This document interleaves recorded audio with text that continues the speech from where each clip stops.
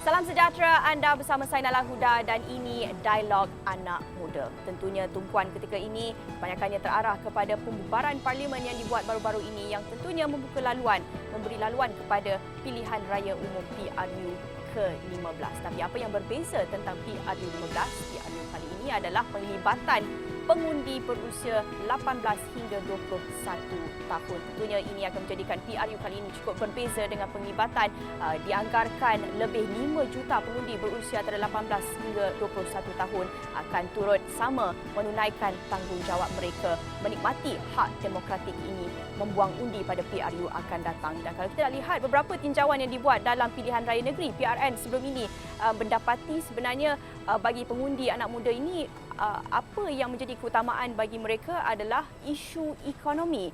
Malah kalau kita lihat beberapa penganalisis telah mengkongsikan sebelum ini, mereka mendapati bagi pengundi muda ini mereka sebenarnya berbanding dengan pengundi yang lebih berusia, mereka kurang berpegang ataupun kurang cenderung untuk berpegang kepada parti-parti politik tertentu, tetapi lebih melihat kepada manifesto itu sendiri, apa yang diketengahkan oleh calon-calon, apa penyelesaian mereka terutamanya untuk mengatasi cabaran ekonomi ketika ini. Jadi untuk jam ini saya bersama dengan beberapa anak muda. Kita berada di tapak Urban Dining Cyberjaya ketika ini untuk bersama dengan mereka kongsi pandangan bagaimana mereka berdepan dengan cabaran ekonomi sekarang ini dan apa yang mereka nak lihat dikemukakan bagi mereka mengatasi cabaran ini bersama. Untuk itu saya nak perkenalkan panelis kita ataupun anak-anak muda kita untuk jam ini untuk kita kongsikan pandangan sikit. Saya nak mulakan dengan Winsley Ong dari Arus Anak Muda. Kita juga bersama dengan Nurul Huda Maisan, merupakan peniaga food truck Ailapalah yang Nurul sebenarnya ada stall dekat belakang sini dan mungkin kejap lagi kita akan lepaskan Nurul untuk layan pelanggan-pelanggan dekat belakang ini selepas ini. Tapi sebelum itu kita juga bersama dengan Ahmad Ashraf Fahmi, mahasiswa dari UiTM. Tapi dalam masa yang sama, selain daripada mereka, kita juga ingin dengarkan pandangan daripada wakil-wakil muda daripada parti-parti yang berbeza. Kita bersama dengan Danesh Raj Nagarajan, Ketua Biro Pendidikan Putera MIC Kebangsaan.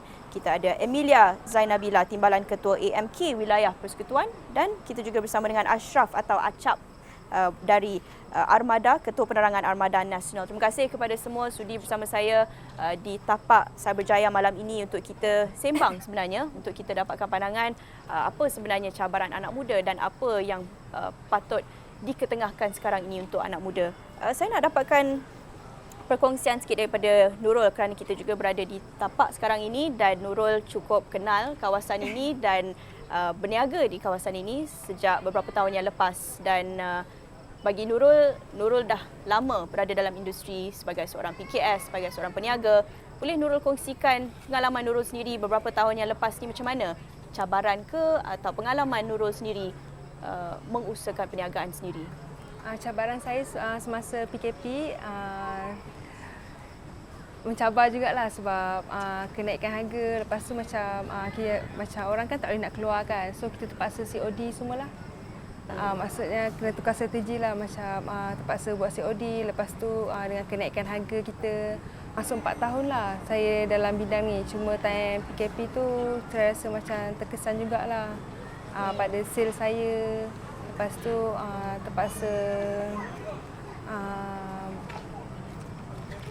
terpaksa fikirlah untuk benda yang lain. Itu daripada perspektif peniaga lah. Mungkin masa PKP tu tentunya peniaga seperti Nurul mestilah terkesan dengan penutupan ekonomi dan sebagainya. Tapi mungkin pengalamannya sedikit berbeza bagi Ashraf sebagai seorang mahasiswa. Sekarang tahun ke berapa? Tahun ketiga. Dan sekarang ni belajar apa? Saya mengambil jurusan ekonomi. Ekonomi, Ya, okey. betul. Kalau bagi Ashraf sendiri, tentunya kalau bagi pelajar sekarang ini nak cerita pasal ekonomi, tak fikirlah sangat harga meningkat, mungkin tak fikir sangat pasal benda tu, tapi mungkin lebih kepada isu pekerjaan, apa kerja nak cari lepas ni dan sebagainya. Bagi Ashraf, banyak mana Ashraf fikirkan tentang isu-isu tu? Kalau tanya saya berkenaan dengan mahasiswa dan apa yang kita nak tengok ke depan kan, terutamanya menghadapi pilihan raya dan cabaran ekonomi. Kalau pelajar, sebab untuk semasa ni kebanyakan pelajar sudah masuk kampus. Saya boleh kata kebanyakan universiti memang almost 100% semua sudah masuk kampus. So semestinya benda-benda yang penting macam nak duduk mana, nak makan apa di kampus dan sebagainya. Sebab kalau macam sini dekat rumah, yalah ada parents dan sebagainya kan. Jadi mungkin saya rasa perspektif pertama apabila pelajar mula untuk masuk ke kampus, mereka fikir berkenaan dengan kos dan sebagainya. Dan saya rasa sebenarnya keadaan ekonomi semasa agak memberikan kesan yang agak besar lah kepada mahasiswa. Like kita tengok harga barang lah, nak masuk kampus, nak cari barang, nak beli barang dan sebagainya. Jadi saya rasa on the first perspective memang perkara tu, cabaran ekonomi memang memberi kesan kepada mahasiswa. Dan saya juga setujulah kalau Naila cerita pasal mahasiswa ni risau berkenaan dengan pekerjaan. Sebab kalau kita tengok memang saya boleh katakan kebanyakan mahasiswa walaupun masih belajar, mereka tetap mencari kerja. Maksud dia sama ada mereka bekerja di kampus ataupun ada je yang tetap buat Grab dan sebagainya. Sebab inilah realiti yang mereka cuba untuk survive dalam keadaan ekonomi yang susah, dan mereka mencari pekerjaan ni supaya ada yang ada bantuan, ada yang ada beasiswa dan mungkin ada yang pinjaman PTPTN, ya mungkin itu sedikit membantu. Tapi dalam masa yang sama, mereka juga mencari orang panggil apa, duit sampingan untuk menampung perbelanjaan harian mereka di universiti. Dan yang ketiga, saya rasa harapan mahasiswa bila mereka habis belajar, macam mana nak kerja? Apa yang mereka nak cari? Adakah peluang pekerjaan di sana masih ada untuk jurusan yang mereka ambil hari ini? Sebab kita tahu perspektif tu semua sudah berubah dalam keadaan sekarang.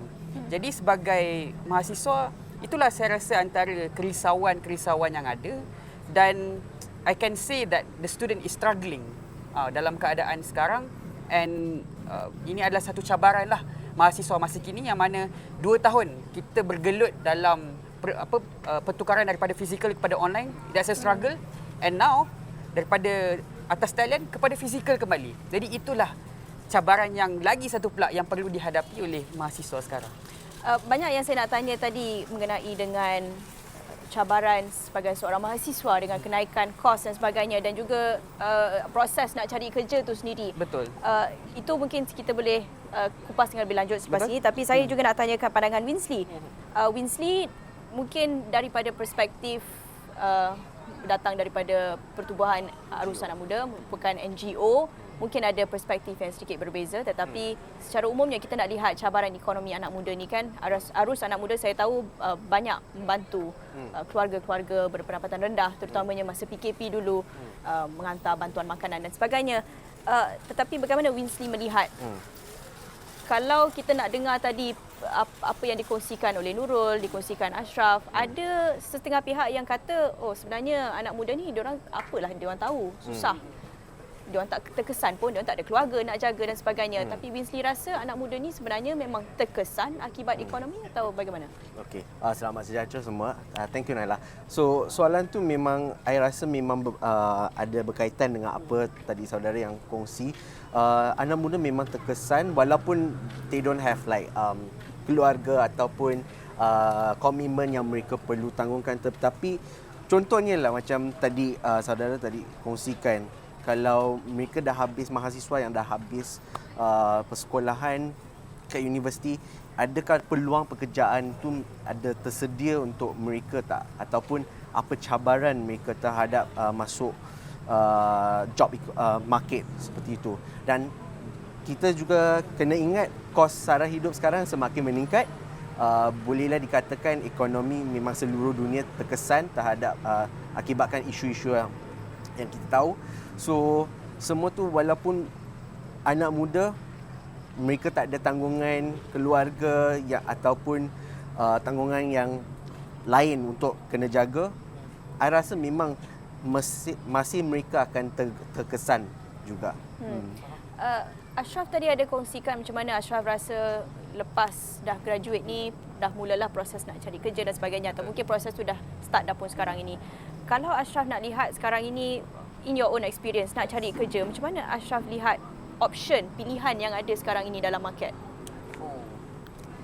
Dia mahasiswa, pertama betul lah kalau contoh kita ambil jurusan ekonomi ke, saya ambil ekonomi, mungkin rakan-rakan ni ada yang berniaga dan sebagainya. Tapi inilah antara pilihan-pilihan yang mungkin mahasiswa biasanya dia akan decide, oh bila dia nak ambil course ni dia nak kerja apa. Dan seterusnya dia akan decide juga bila dia semester akhir ataupun nak intern nak kerja apa. Cuma saya rasa cabaran paling besar adalah yang saya rasa mungkin kita semua tahu yang ia adalah satu perkara yang biasa untuk anda ambil kursus tu tapi anda punya kerja tak sama pun dengan kursus tu.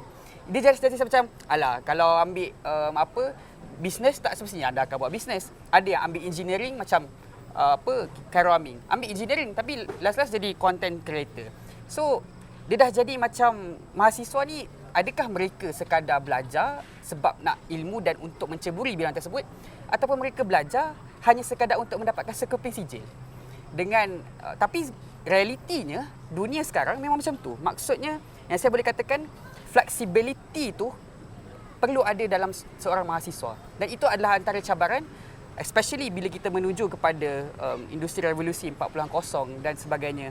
Jadi sebagai seorang mahasiswa, mereka perlu ada ia adalah satu cabaran yang besar, saya tak boleh nafikan, tapi kita perlu berpijak di bumi yang nyata, yang mana dalam keadaan dunia yang tidak menentu, ekonomi tidak menentu, peluang pekerjaan yang kian berubah, mahasiswa ada cabaran besar untuk mahasiswa untuk menjadi seorang yang fleksibel dengan pilihan-pilihan yang ada. Ya, macam Ashraf kata itu sebenarnya situasi apa yang kita panggil sebagai job mismatch atau Betul. skills mismatch. Betul. Apa yang Exactly. Ashraf belajar mungkin bukan apa yang Ashraf Betul. akan buat sebagai pekerjaan nanti. Kalau bagi Nurul, memang Nurul dari dulu nak berniaga atau mungkin ada plan lain tapi sebabkan keadaan tertentu terpaksa berniaga atau macam mana?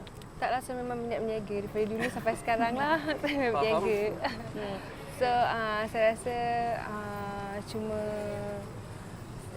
ada jugalah bisnes lain saya nak buat tapi tak fikir lagi lah. Tadi saya sempatlah sembang dengan Nurul. Nurul kongsikan tadi Nurul first jual pakaian, lebih kepada fashion, tapi sekarang ini lebih kepada makanan. Jadi itu disebabkan market ke, disebabkan apa, atau mungkin ada Nurul ambil kira macam lebih banyak demand untuk makanan, dan lepas ni macam mana pula?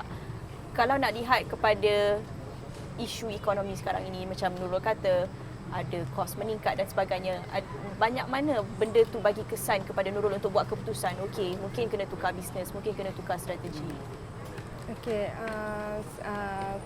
saya lebih suka makanan lah daripada sebelum ni, sebab sebelum makanan tu lagi berbaloi lah daripada fashion kan. Sebab makanan ni orang cari, so kalau macam fashion ni macam kurang sikit lah. Okay. Banyak lagi yang saya nak tanyakan pasal Nurul. Tentunya dalam Nurul kongsikan apa cabaran-cabaran yang pernah Nurul face dulu, tentunya masa PKP. Apa bentuk sokongan yang Nurul perlukan sebagai seorang peniaga. Tapi sebelum itu, kita juga nak dengarkan perspektif daripada wakil-wakil parti yang kita ada bersama dengan kita juga malam ini.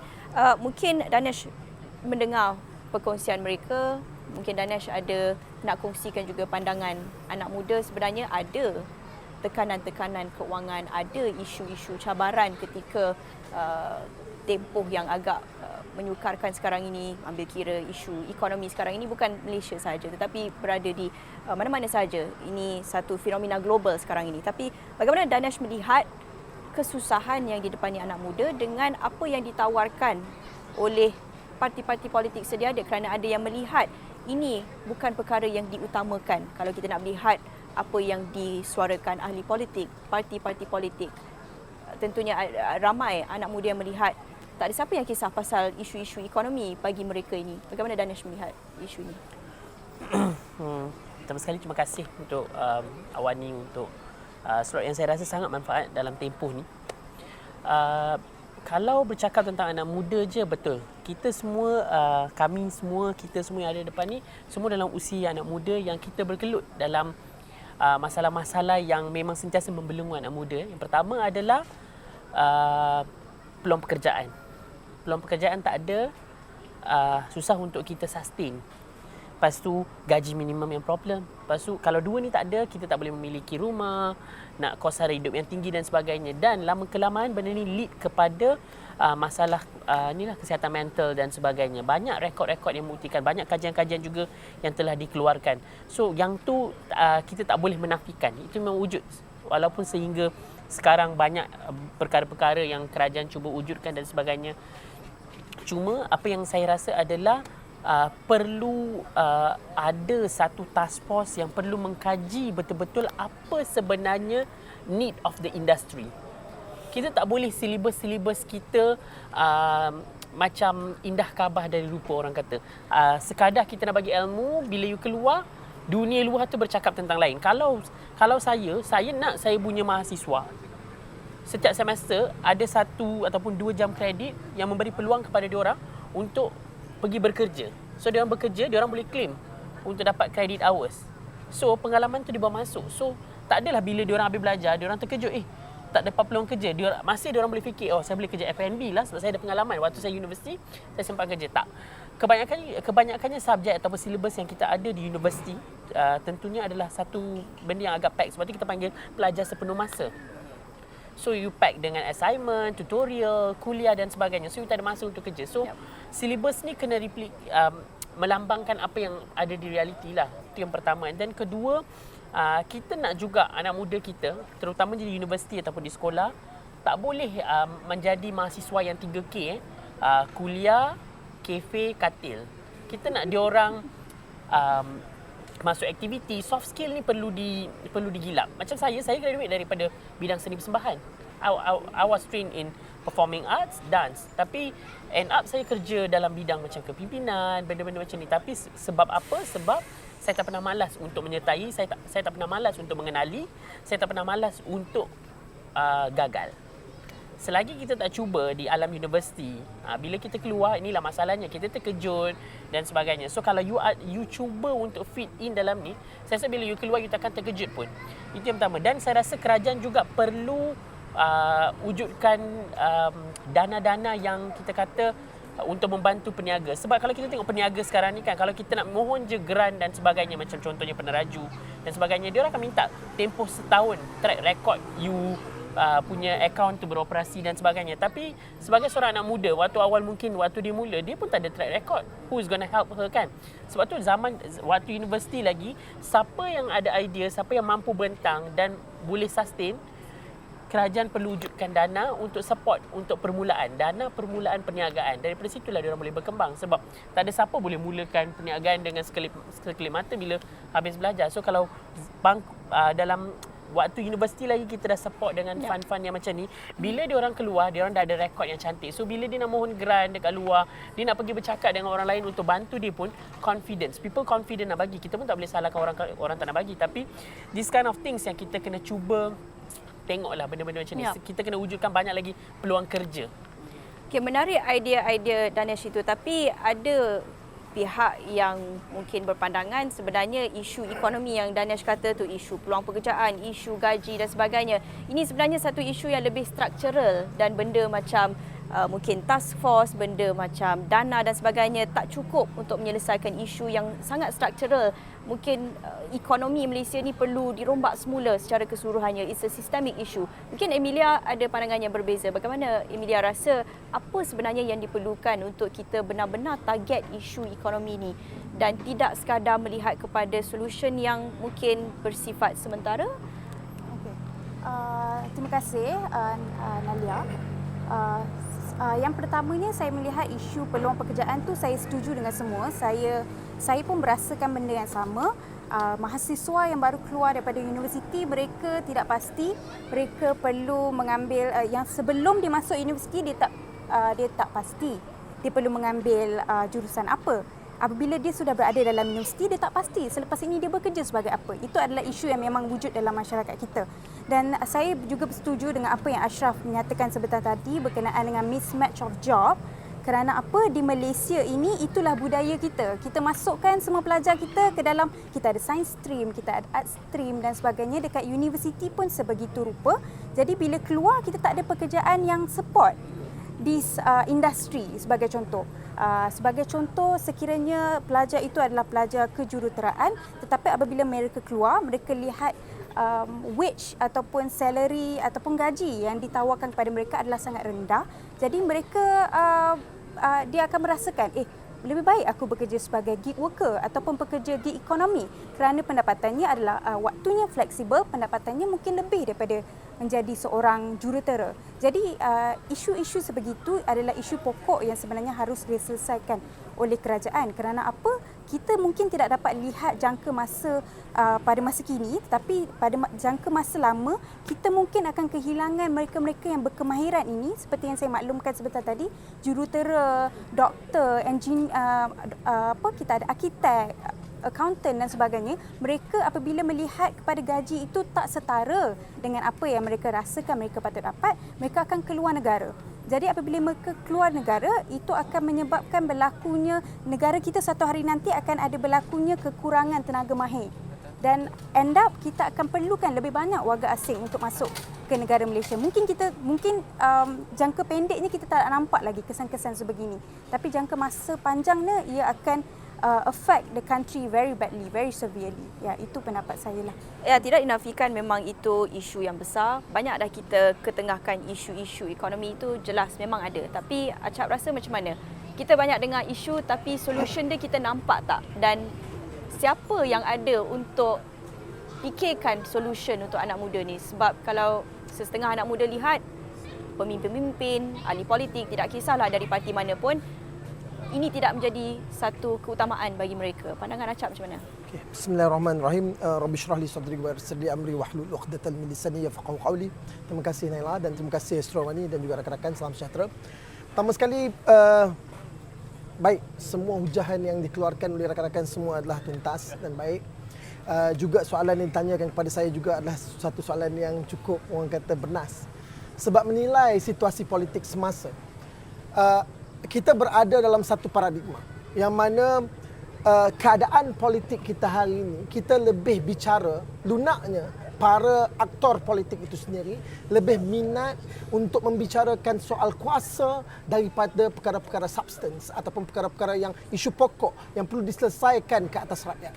Kan? Hari ini kalau kita tengok kedengaran, bukalah Awaninya ataupun mana-mana portal berita pun yang kita boleh tengok, yang kita bicara, yang kita sering dengar adalah soal siapa nak jadi Perdana Menteri, parti mana yang mahu memerintah. Tapi isu perkara-perkara asas, isu perkara bread and butter, isu masalah, contohnya isu hari ini nak makan apa?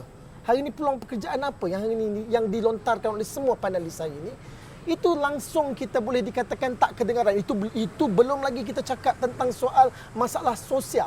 Kita cakap pada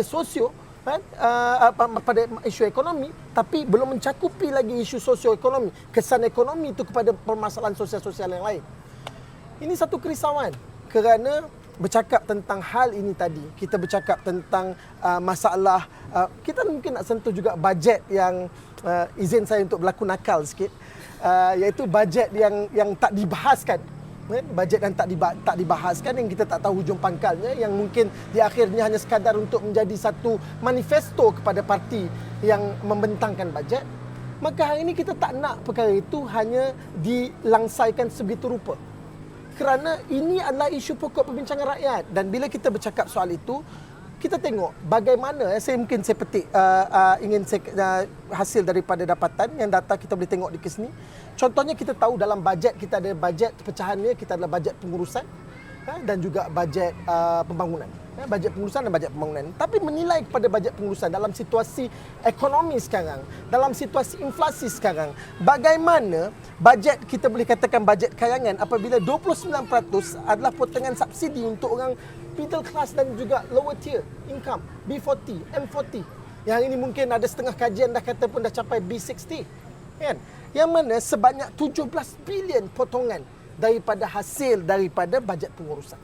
Kemudiannya lonjakan untuk bajet daripada segi pembangunan. Bajet pembangunan sebanyak 97 bilion. Persoalannya, bajet pembangunan yang 97 bilion ini menilai dalam keadaan stagflasi yang lebih saya suka untuk istilahkan, rather ataupun lebih kepada isu inflasi. Kerana kalau isu inflasi, kita memang untuk nak lazimnya kalau pelajar ekonominya kita faham, kita perlu slow downkan the ekonomi.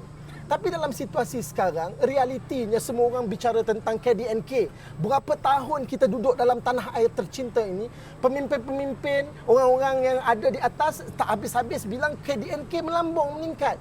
Tapi real ekonominya, ekonomi negara tak mencerminkan ekonomi rakyat. hari ini kita perlu jelas bahawa bagaimana secara tuntas kita nak selesaikan ekonomi rakyat dengan permasalahan-permasalahan, kena betulkan tadi yang isu sistemik, isu struktural, perkara-perkara tadi perlu jelas. Dan tadi kita cakap tadi, persoalan contohnya 97 bilion lonjakan sehingga jumlah pada jumlah yang tertinggi dalam keadaan yang sepatutnya bagus. Kita tengok pendekatan yang agak berani apabila pengurangan cukai dilakukan seperti mana di Britain. Sebab kalau kita belajar ekonomi dalam keadaan inflasi, seharusnya kita tak bagi pengurangan cukai sebab kita nak slow down the ekonomi. Tapi kita kena faham dalam ekonomi setiap negara, kita tak boleh ekonomi itu pandang secara teoretikal semata-mata. Kita kena pragmatik yang mana pendekatan dia perlu ada secara teori, tikal dan juga secara realitinya. Dan dalam keadaan itu, syabas kita berani satu pendekatan yang ingin kurangkan cukai kan? Untuk nak memberi purchasing power balik kepada rakyat. Tetapi belanja-belanja yang berlebihan yang kita persoalkan, yang sejauh mana nak dapat hasil ni balik kan?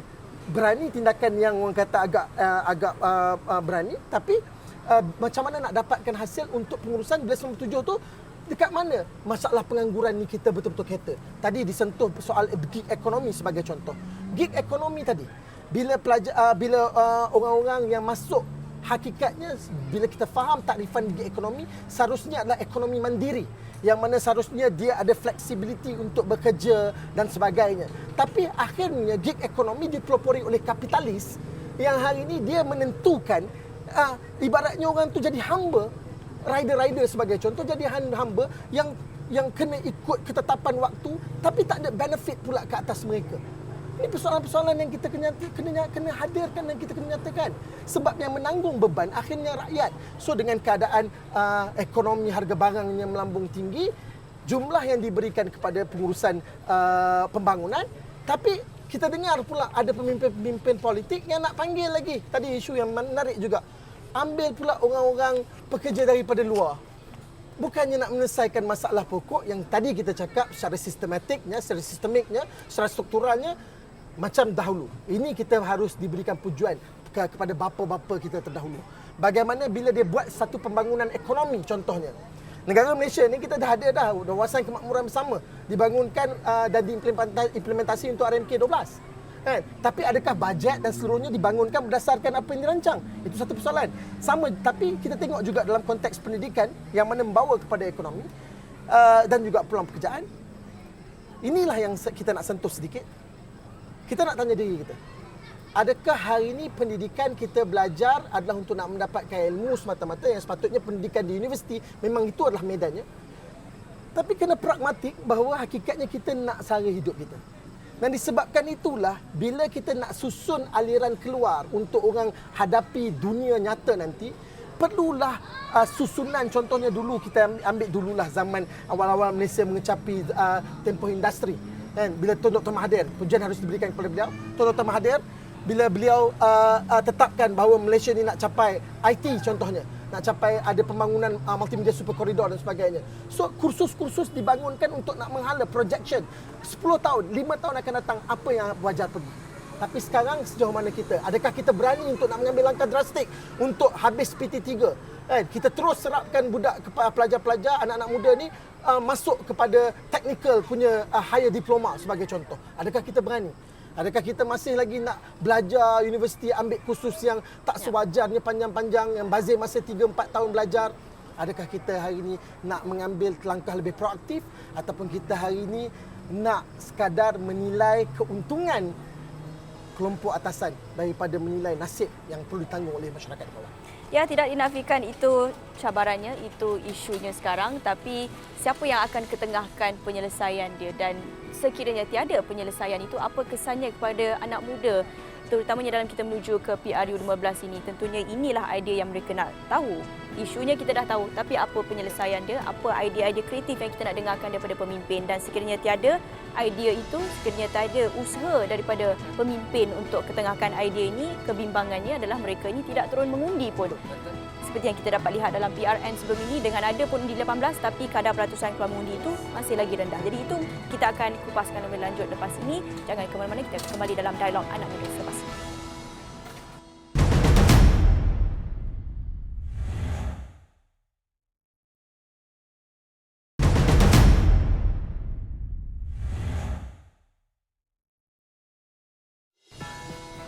Bertemu kembali dalam Dialog Anak Muda bersama saya Naila Huda. Kami berada di Tapak Urban Dining di Cyberjaya. Saya bersama dengan beberapa anak muda. Seperti tadi kita dengarkan pandangan masing-masing, kongsikan bagaimana mereka berdepan dengan cabaran ekonomi, tekanan keuangan sekarang ini dan apa antara idea yang mereka nak lihat daripada pemimpin-pemimpin untuk mereka mengatasi cabaran ini. Dan tentunya dalam kita menuju ke pilihan raya umum ke-15 dengan tentunya penglibatan lebih ramai pengundi muda dengan adanya undi 18, pengundi antara 18 tahun ke 21 tahun. Tentunya ini menjadi satu isu utama pada PRU akan datang. Tetapi kalau kita bercakap tadi mengenai dengan isu-isu ini, antara keutamaannya, concern apabila isu-isu anak muda ini tidak diutamakan, mungkin anak muda, pengundi-pengundi muda ini tak turun mengundi nanti kerana mereka lihat apa ada untuk mereka, siapa yang kisah pasal mereka. Kalau kita nak bercakap pasal PRU 15, mungkin Nurul boleh kongsikan pada PRU akan datang ini, Nurul sebelum ni dah pernah mengundi atau mungkin akan mengundi buat pertama kali atau macam mana? Mungkin pertama kali kot saya akan mengundi untuk tahun ni. Okey, Ashraf first time juga. Winsley? First time PRN Johor. Now it's going to be second time. Okey, tapi ini PRU pertama. PRU pertama. Dan bagi korang mungkin berbezalah, bukan pengundi pertama tetapi mungkin ada yang akan bertanding buat pertama kali. Tak tahu lagi, tapi mengundi macam mana? Second time. Second time juga. Okey. Okey, tapi kalau kita nak bercakap pasal PRU ni kan, kalau kita nak lihat pilihan raya negeri sebelum ini, PRN Johor ke PRN Melaka ke, agak hype apabila nak bercakap pasal undi 18 kerana ramai yang nanti-nantikan, oh finally pengundi berusia 18 tahun dapat mengundi. Tetapi kalau kita nak lihat statistiknya agak kurang keluar mengundi. Kalau Ashraf sendiri, kalaulah PRU diadakan dalam 3-4 minggu akan datang ni, Ashraf rasa Ashraf sendiri akan mengundi atau tak? Oh, semestinya. Okey. Saya akan mengundi. Nurul akan keluar mengundi atau tak? Samalah, saya semestinya akan mengundi juga. Okey. Winsley tentunya kita tahulah akan mengundi. Tapi kalau bagi anak muda lain, kalau kawan-kawan Ashraf sendiri, mungkin ada yang tak berapa minat. Betul? Kenapa agaknya mereka tak minat? Apa yang saya boleh kata, bila nak cerita pasal, saya bercakap dalam skop mahasiswa lah, students terutamanya. Minat ataupun tak minat, saya rasa itu adalah satu perkara yang kita boleh, sebab anak muda adalah orang yang paling akan tahu about social media. Apa yang trending di Twitter, Instagram, TikTok dan sebagainya. Dan kita tahu, kalau kita tengok sepanjang 2 tahun pergolakan politik yang ada ni, everything is on news. Maksudnya, anak muda memerhati daripada jauh berkenaan dengan perkara itu. Dan saya, kawan-kawan saya sendiri pun, yang bila saya tanya berkenaan dengan election, pertama masalah dia adalah mereka tak tahu. Maksudnya, mereka tak tahu sama ada macam mana nak mengundi. Nak mengundi dekat mana nanti? Kawasan mana? Parlimen mana? Macam mana nak tahu calon dia siapa? Itu pertama. Tapi yang kedua, mungkin orang yang ambil tahu sikit berkenaan dengan politik ni, mereka macam rasanya macam undi ke tak undi ke pun sama saja. Itu adalah orang panggil fatigue yang ada pada anak muda atau mahasiswa yang saya rasa kita perlu akui tentang perkara itu. Cuma saya rasa inilah, kita ada rakan-rakan daripada parti politik kan. Mungkin harapan yang dibawa oleh mahasiswa ataupun anak muda, apa yang mereka nak tawarkan, itu saya rasa satu perkara. Tapi yang kedua adalah basically kita nak cuba untuk selesaikan masalah yang asas bagi mahasiswa itu sendiri. Dan saya rasa mereka perlu tahu kenapa pentingnya mengundi.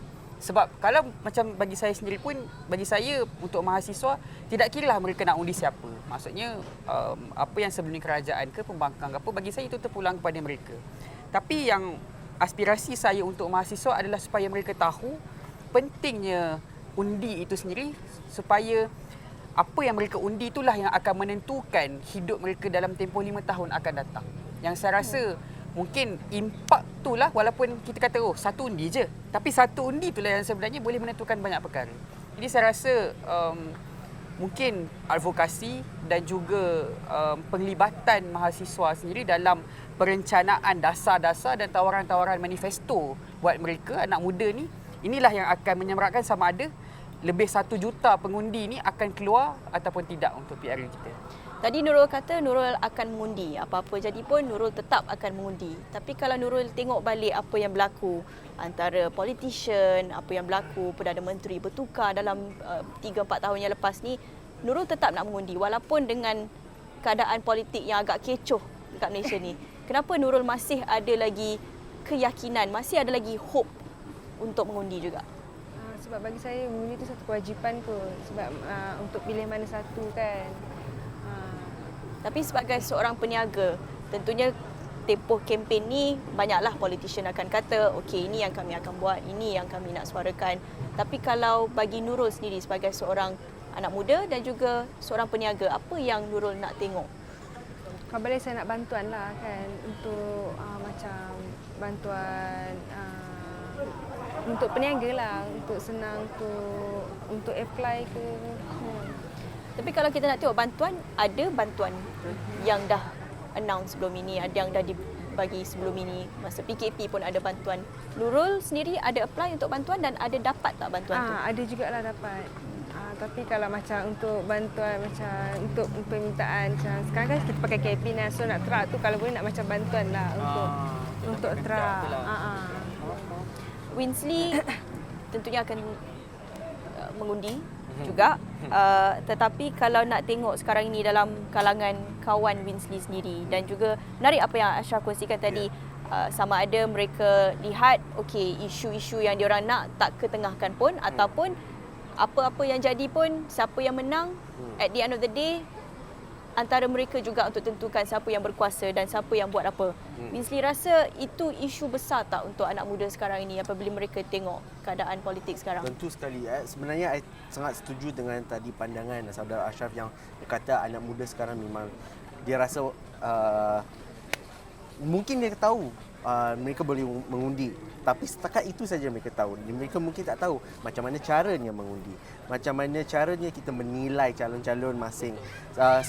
Sebagai contoh yang saya boleh kongsikan, waktu PRN Johor, masa tu Arus Anak Muda bersama NGO Undi 18 dan Y Politik, kami telah membuat satu kempen Undi Johor di mana kita turun ke Johor Baru dan kita membuat satu kempen kesedaran lah. Kita nak memberi kesedaran kepada anak muda bahawa PRN Johor ni, this is the first time as 18 and above, awak bolehlah mengundi. Tapi apa yang kami perasan, apa yang kami dapat feedback daripada on the ground is that mereka ramainya tak tahu macam mana mengundi, caranya mengundi dan malah ada yang cakap, what's for? Why do I need to vote? Sebab memang akan berulang-alik problem yang tadi yang kita discuss dan mereka tak nampak dia punya solution kat mana. Kalau kita ulas tadi pandangan daripada Nurul yang dikatakan bantuan semua tu, memang kerajaan yang sedia ada memang ada bantu. Tetapi sejauh manakah mereka punya solution bagi ialah is a long term solution. Because sejauh manakah you boleh bagi bantuan, at the end of the day dia akan makan balik juga duit rakyat juga.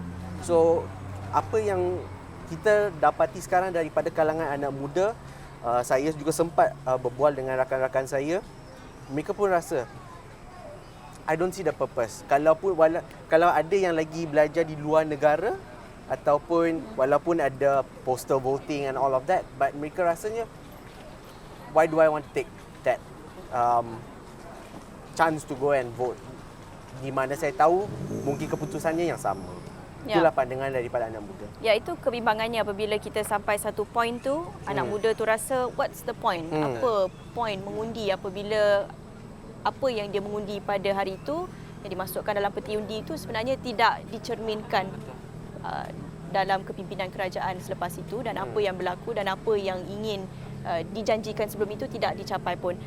Danish, ini satu concern kan, kita nak lihat keyakinan dalam kalangan pengundi muda ini terutamanya menuju ke PRU15, bersusah payah anak muda mendapatkan hak untuk mengundi bagi pengundi berusia 18 tahun hingga 21 tahun itu, tetapi akhirnya mereka melihat kepada isu dan keadaan politik semasa macam hopeless. Mereka rasa macam tak ada harapan untuk mereka mengubah isu-isu yang kita dah dengar dan kita dah kongsikan tadi. Banyak isu bagi anak muda, tetapi at the end of the day, apa pentingnya untuk mereka masih lagi turun mengundi? Pertama sekali bercakap tentang anak muda kenapa tak nak turun mengundi, mereka rasa pointless dan sebagainya adalah saya berbalik juga pada pengalaman-pengalaman saya bercakap dengan kawan-kawan berada dalam dunia politik ni. Biasalah kawan-kawan tak nak mendekati dan biasanya akan cakap sama je, ambil rasuah dan sebagainya. So saya rasa selain daripada kita mendidik anak muda why we have to come for vote, kita kena muhasabah diri dan tengok balik apa kekurangan yang kita ada. Kita perlu perbaiki rumah kita sendiri. Pertama sekali, menjadi ahli politik, kita tak boleh kita lah semuanya. Lepas dia. Kalau you policy maker, you kena betul-betul menjadikan policy maker tu sebagai kerjaya. Tak boleh you yang berniaga, you lah buat polisi, you lah sini, you lah sana, tak boleh. Kita nak jadikan pekerjaan ni adalah profesional, kita kena betul-betul fokus. Itu yang pertama. Kedua, akta accountability ahli politik perlu wujud. Ketiga, akta dana politik perlu ada. Kalau tak, sampai bila-bila ground ni takkan bersih. Dan orang muda biasalah, bila dia berilmu, berpendapat, dia memang akan merasakan alah, word pun sama je, semua korup, semua ini dan sebagainya. So saya rasa untuk membetulkan balik keadaan dunia politik dalam negara kita, 3 perkara ni sangat penting. Dan saya rasa akta anti lompat parti telah pun diimplement. Saya rasa takkan adalah kata-kata politik ataupun shopping ahli parlimen, antara ahli parlimen ni akan berlaku. Saya rasa kita dah selamat dari segi tu. Tapi 3 perkara ni amat penting lah. Selain daripada kita mendidik anak-anak muda, kita kena tengok balik diri kita sendiri, apa yang kita kena baiki supaya ground ni bersih. Sebab saya yakin banyak lagi sahabat-sahabat lain yang akan masuk ke dunia politik ni. Saya yakin kalau benda ni tak diperbetulkan daripada sekarang, satu hari nanti tak akan ada seorang pun untuk turun mengundi. Rakyat Malaysia mampu boleh buat benda tu. Kalau rakyat Malaysia boleh mampu mengubah kerajaan dan rasa tidak puas hati, boleh tukar balik kerajaan dan sebagainya, tak mustahil untuk diorang tak turun mengundi dan mereka boykot untuk PRU. Yang pertama. Yang kedua, kita kena tengok jugalah peratusan anak muda mengundi, kesedaran diorang. Saya rasa dah sampai masa di peringkat sekolah, di peringkat universiti kena ada subjek macam wajib, subjek teras yang bercakap tentang perlembagaan Malaysia. Kita tak boleh bercakap tentang politik secara umum, tapi kita boleh bercakap tentang perlembagaan Malaysia. Adakah perlembagaan ternyata perkara-perkara yang wajib yang perlu kita tahu? Sebagai rakyat Malaysia, hak kita untuk mengetahui, mengambil tahu dan mengamalkan apa yang berada dalam perlembagaan dan memberikan pendapat jika perlu ada amendment.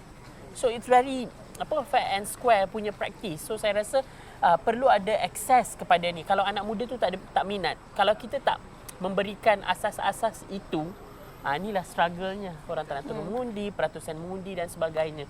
So, idea Danesh tu kalau boleh saya katakan agak reformis.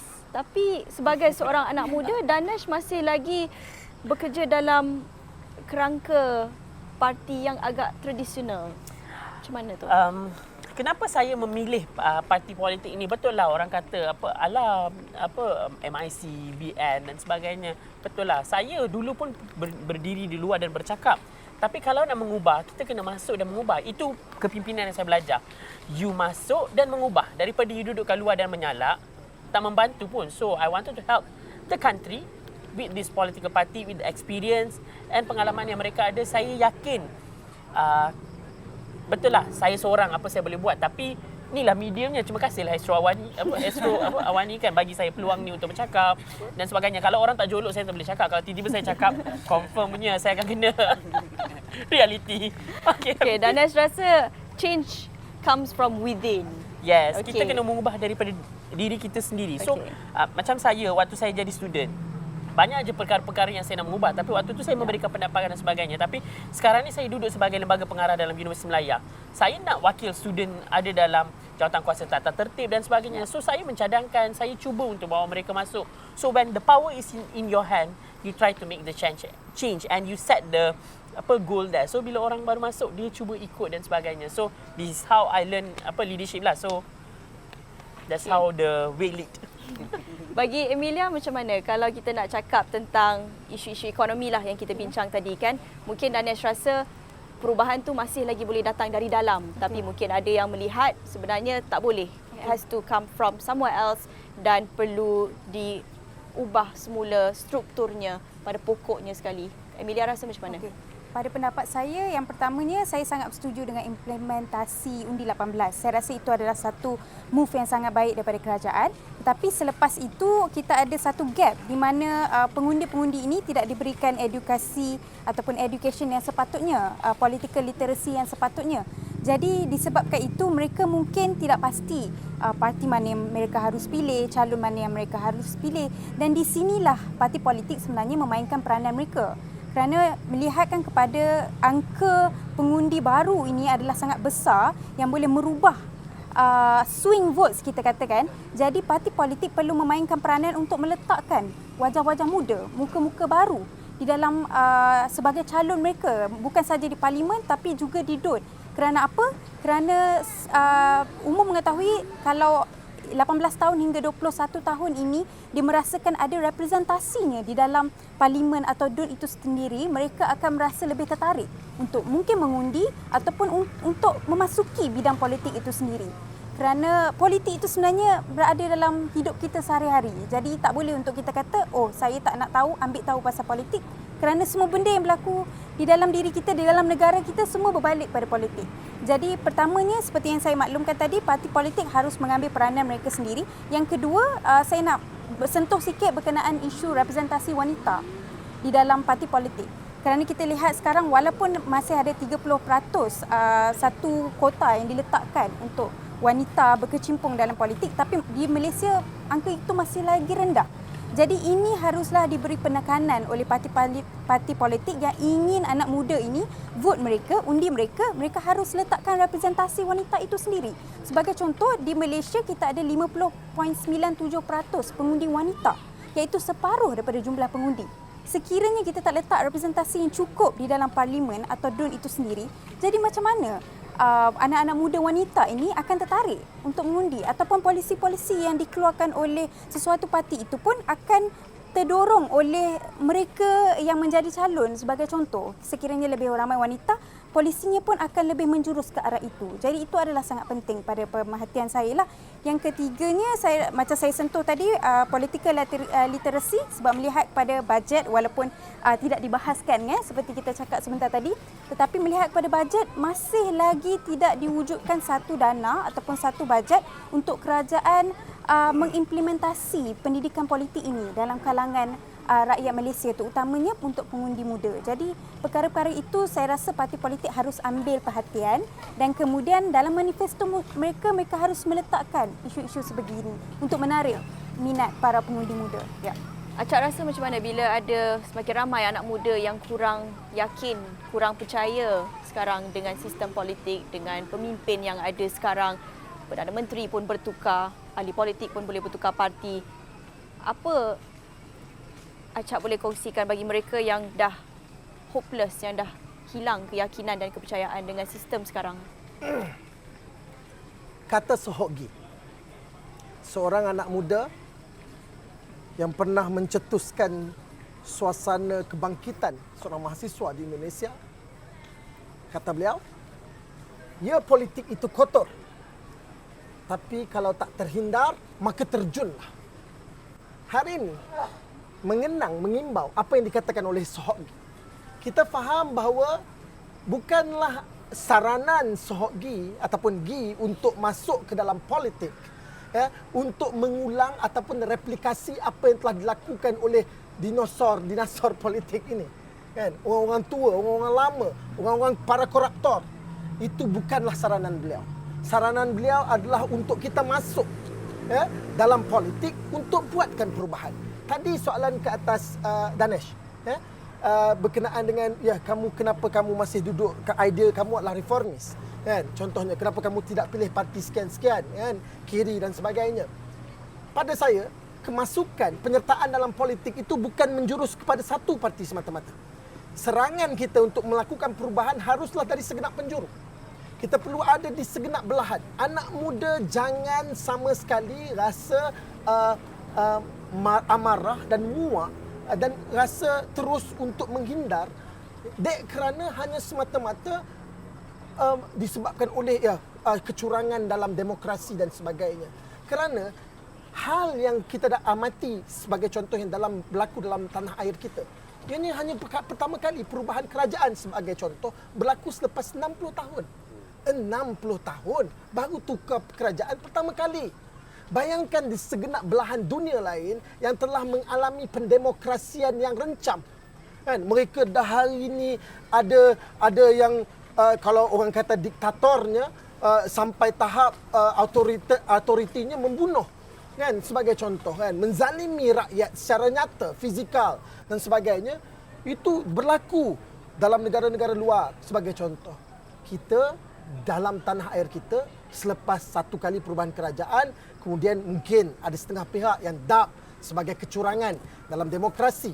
Tapi kena faham di sini, saya perlu ulangkan, bukan kerana saya berada dalam parti tersebut, tapi perlu difahamkan kerana memang sememangnya demokrasi dalam tanah air kita adalah amalan dia adalah dengan sekiranya selepas seorang Perdana Menteri sebagai contoh meletakkan jawatan, kuasa diberikan kepada Yang di-Pertuan Agong. Yang kita faham pada ketika itu. Tapi tak kira siapa pun yang nak melabelkan, namun kita tak boleh mengalah. Tambah-tambah anak muda. Kita perlu bangkit, ada di segenap peringkat untuk bawa idea-idea pembangunan yang baru. Bercakap tentang soal pembangunan, idea yang tadi yang ingin saya sentuh. Saya risau. Kerana apa? Keberadaan kita dalam kerajaan hari ini, dalam negara hari ini, sama ada dalam konteks kepimpinan dan juga berkerajaan, sepatutnya kita dalam sebuah negara yang mana kalau tak ada para pemimpin politik ni pun, para aktor politik yang duduk dalam konteks penentuan legislatif maupun eksekutif, namun kerajaan itu, kementerian sebagai contoh, mampu berdiri secara langsung, secara mandirinya, kan, untuk membangunkan dengan idea-idea baru. Tapi sayang kalau kita tengok banyak orang-orang mahasiswa kita yang belajar di luar negara ataupun yang bijak pandai dalam negara, akhirnya end up kerja dalam duduk jadi tukang suruh kepada orang-orang politik yang tak ada kebijaksanaan ataupun keilmuan itu sendiri. Politik yang tak pergi seiring dengan keilmuan, politik yang didorong dengan rasuah dan salah guna sebagai contoh. Dan mereka jadi hamba kepada orang-orang ini. Bayangkan, tak ditempatkan di GLC sebagai contoh. Sepatutnya mereka balik, mereka menjadi orang yang pemacu kepada perjalanan kerajaan tanpa pegangan penuh. Tadi yang tadi disebutkan oleh Danesh juga, sepatutnya orang politik tu janganlah dia juga jadi peniaga. Dialah businessman, dialah sebagainya. Maka dalam kerajaan juga hal yang sama. Saya nak bagi tahu, dalam baru-baru ni saya ada bicara dengan sebuah badan sebab saya terlibat orang kata dalam aktiviti dalam sebuah agensi jugalah, kan. So bila saya cakap, saya beri cadangan kepada pihak agensi tersebut untuk cadangkan, untuk nak bangunkan sebuah idea yang mana kita venture dalam ekonomi kripto, coin dan sebagainya, kan, yang mana kita boleh fokus kepada green economy dan juga orang kata bukan sekadar green economy, malah patriotic punya ekonomi, patriotism punya ekonomi. Iaitu ambil contoh, saya nak cerita kat sini, ambil contoh dekat Genting Highland. Kita ada Genting Rewards, kalau perasan ada mesin warna merah. Lepas tu kita ambil botol, kita masukkan dalam mesin tersebut, dia boleh dapat Genting Rewards point dan boleh transfer, tukar jadi beli barang-barang dan sebagainya, Genting punya rewards dan sebagainya. Hal yang sama kita boleh replikasi. Kita tengok hari ini ada coin yang kita jogging saja kita boleh mine, kita boleh dapat kita punya coin, kripto punya, kita punya coin dan sebagainya, kan. Hal yang sama sebenarnya kita boleh buat untuk nak buat green economy, engage dalam new pembangunan yang kita boleh tak ada kebergantungan. Kalau kita tengok kepada pekerja-pekerja asing, kita recycle ekonomi. Contohnya sampah-sampah kita buang, kita mining dalam ekonomi yang boleh dapatkan coin sebagai contoh. Coin ni boleh tukar dekat kedai kedai apa? Wani? Nurul Huda. Huda kan? Nurul. So boleh tukar kat kedai kamu terlibat dalam yang tadi peruntukan kerajaan yang bangunkan untuk pembangunan yang kedai-kedai yang register di bawah untuk nak dapatkan diskon ni, kan, untuk tukar, kan, dapat makanan. Itu kita boleh buat. Tapi kenapa kita tak berani untuk bangunkan idea-idea sedemikian? Dan akhir sekali untuk saya sentuh di sini, Umar Al-Khattab pernah kata satu benda. Dia kata bahawa pemimpin adalah cerminan rakyatnya. Rakyat adalah cerminan pemimpinnya. Hari ini kalau kita jadi masyarakat rakyat, anak muda yang ignorance, tak nak terlibat dalam politik, maka yang duduk dekat atas tu adalah pemimpin-pemimpin politik yang akan ignorance kepada rakyat-rakyat dia. Yang akan tak peduli, yang pergi suka hati dengan korang, biarlah apa nak jadi, sampai nak banjir pun sanggup buat pilihan raya. Kenapa? Dia tahu rakyat pun tak akan peduli. Itu yang kita perlu hentikan. Tapi bukan semudah itu untuk mengubah fikiran sesetengah orang, dan saya nak bagi beberapa minit terakhir ini secara ringkas daripada panelis kita yang lain. Ashraf rasa macam mana? Apa yang patut dibuat untuk mengubah sentimen anak muda yang kurang yakin sekarang ini?